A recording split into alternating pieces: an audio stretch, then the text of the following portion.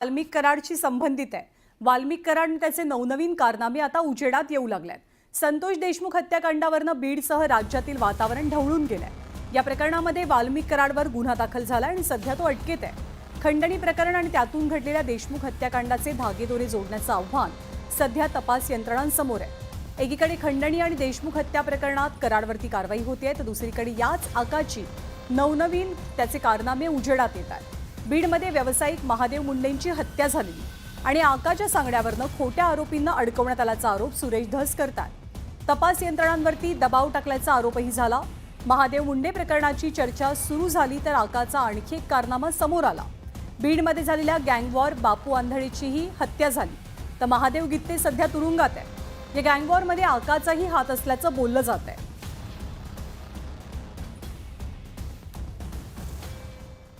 आणि बीडच्या परळी शहरात गेल्या वर्षातली एक घटना नव्यानं चर्चेत आली आहे। 29 जून 2024 ला घडलेल्या गोळीबाराच्या घटनेत सरपंच बापू आंधळे याचा मृत्यू झाला, तर याच हल्ल्यात महादेव गित्ते गंभीर जखमी झाला। या प्रकरणामध्ये महादेव गित्तेनं वाल्मिक कराडच्या सांगण्यावरनं हा सगळा प्रकार घडल्याचा आरोप केल्यामुळे राजकीय वर्तुळात खळबळ माजली आहे। बीडच्या मस्साजोगचे सरपंच संतोष देशमुख हत्या प्रकरणामुळे वातावरण ढवळून निघालंय।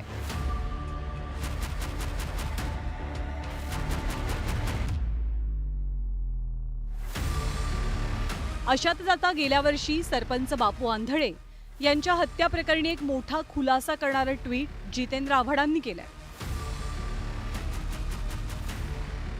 धक्कादायक बाब म्हणजे संतोष देशमुखांपाठोपाठ बापू आंधळेंच्या हत्येमागे वाल्मिक कराडचा हात असल्याची चर्चा आहे। आणि अशातच राष्ट्रवादीचे नेते जितेंद्र आव्हाडांनी महादेव गित्तेचा एक जुना व्हिडिओ ट्विट केलाय। 29 जून 2024 ला महादेव गित्तेवरती वाल्मिक कराडच्या सांगण्यावरनं हल्ला झाला। जखमी इसमाचा अंबाजोगाई मेडिकल कॉलेजमध्ये उपचार घेत असतानाचा 2 जुलै 2024 चा व्हिडिओ महादेव गित्तेनं तयार केलाय, असे या ट्विटमध्ये जितेंद्र आव्हाडांनी म्हटलंय। त्यामुळे महादेव गित्तेचा हा व्हिडिओ कमालीचा चर्चेत आलाय। बाहेर निघाल्याबरोबर बापाने माझ्या छातीत बुक्की मारली। का मारलंस म्हणून जवळ गेलो तर त्यांनी सांगितलं की आम्हाला सांगितलं वाल्मिकांनी तुला जीव मारून टाकायचं। वाल्मिक बाबूराव कराड यांनी सांगितलं जीव मारून टाकायचं। बीडच्या परळी शहरातील बँक कॉलनी परिसरात 29 जून 2024 ला महादेव गित्तेच्या घरावर सरपंच बापू आंधळे आणि गोट्या गित्ते यांच्यासह 15 ते 20 जणांच्या जमावानं गोळीबार केला होता। गाड्यांची सुद्धा तोडफोड झाली। महादेव गित्तेच्या फिर्यादीनुसार या घटनेच्या वेळी बापू आंधळेनं त्याच्या छातीत बुक्की मारली आणि गोळ्याही चालवल्या। याच गोळीबारात महादेव गित्ते गोळ्या लागून जखमी झाला, तर गोळीबारात बापू आंधळेचा मृत्यू झाला।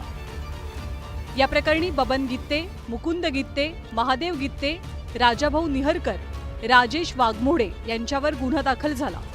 यात वाल्मिक कराडचं सुद्धा नाव होतं, पण तपासांती या प्रकरणात कराडचा सहभाग न आढळल्यानं त्याचं नाव गुन्ह्यातनं वगळण्यात आलं। असं झालंय का? हो, ट्विट केलंय। जर आता जितेंद्र आव्हाड साहेबांनी ट्विट जर केलं असेल, मला वाटतं ते खरोखर तपासलं गेलं पाहिजे।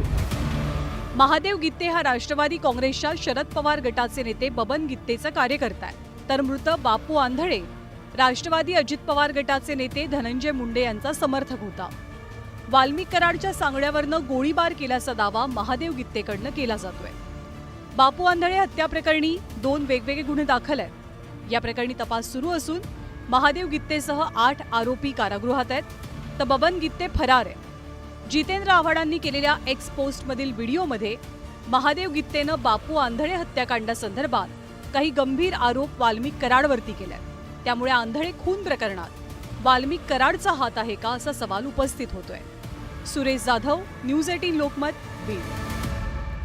आणि वाल्मिक कराड तुरुंगात गेल्यानंतर आमदार सुरेश धस यांनी आता नवीन टार्गेट शोधलंय। वाल्मिक कराडच्या मुलांना सुरेश धस यांनी आरोपीच्या पिंजऱ्यात उभं केलंय। महादेव मुंडेंची हत्या झाल्यावरती वाल्मिक कराडचा मुलगा सुशील कराड आणि श्री कराड यांनी पोलीस निरीक्षक रवींद्र सानप, विष्णू फड, गोविंद भदाणे, भास्कर केंद्रे यांच्यासह 6 मोबाईल क्रमांकावरती केवळ अर्ध्या तासात 150 वेळेला फोन केले होते आणि हत्या झाली तेव्हाच हे फोन का केले गेले हा सवाल त्यांनी उपस्थित केलाय। सोबतच या प्रकरणाचा तपास करावा अशी मागणी सुरेश धस करतात।